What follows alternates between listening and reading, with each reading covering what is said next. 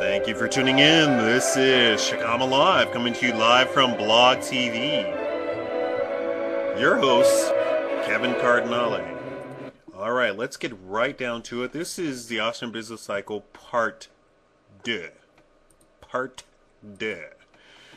This lovely picture that I have put up for you is John Maynard Keynes, the chief proponent of the Keynesian economic way of thinking, and I use that term lightly.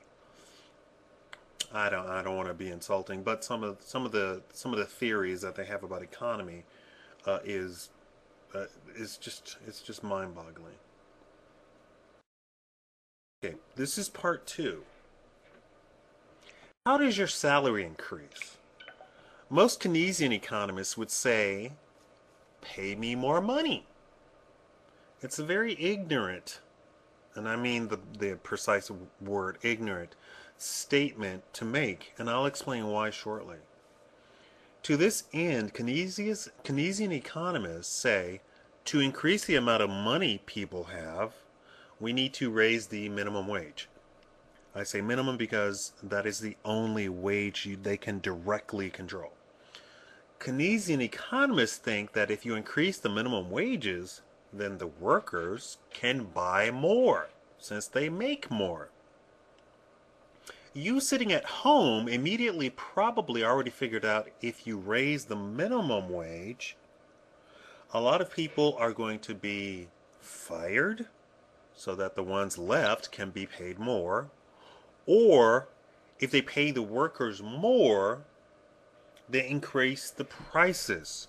So raising the minimum wage is completely thwarted by raising prices. If everyone raises their prices, the minimum wage raise buys less and you have a zero-sum gain. How should wages be increased? I've already alluded to it right in the first part. My first video, but I'll point it out blatantly to you and spell it out for you. You don't get paid more money. What happens is we become better at what we do. What does that mean? You do your same job, you get paid the same salary. Your boss, however, makes improvements to the company to make your job easier. So you spend less time doing more. The store owner buys in larger bulk and gets a larger price cut per item. He then lowers the prices of goods. People discover new innovations to make your job even more efficient. So you spend less time doing the same tasks. Therefore, you can do more in the same amount of time per day because each task is now easier to do and faster to do. The boss can now lower prices because each item is cheaper to produce.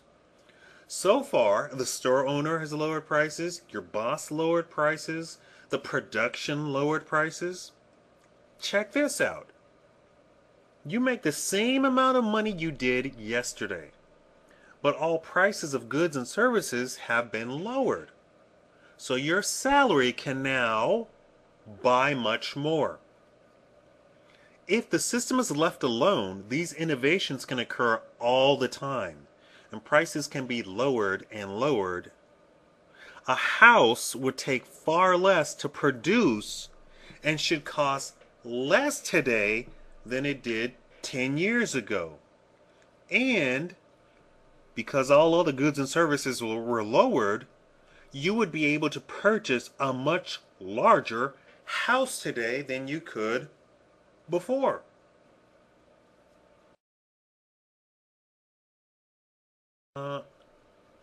Let me see what.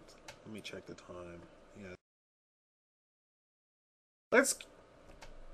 Let's visit credit. Because I talked about it above, let's think about my perfect scenario here that I'm building here, but with banks now. Because your salary can now go further, let's assume you don't feel a dying need to spend every last dime you have. You go and open a savings account. So does your neighbor, your pastor, your cousin. After several years, all of you have a nice lump sum in the bank. The bank says, oh my, we have quite a bit of money in the bank. You know what? We can make a lot of money if we lent to more people. Let's lower interest rates. So the bank lowers interest rates. The store owner sees interest rates go down and thinks, people have more money to spend and interest rates are lower. Let me go and take a loan and expand my business. So he does. One day you walk by and now your local store has groceries and a barbershop with an old-fashioned shave by razor. You then decide to stop by every week and get a nice shave and haircut while you shop. The store owner pays back his loan and the bank makes money. Because all of these shaves and your cousin have been buying, your bank account has gone down, let's say about half. The bank raises interest rates and less people take out loans and life goes on.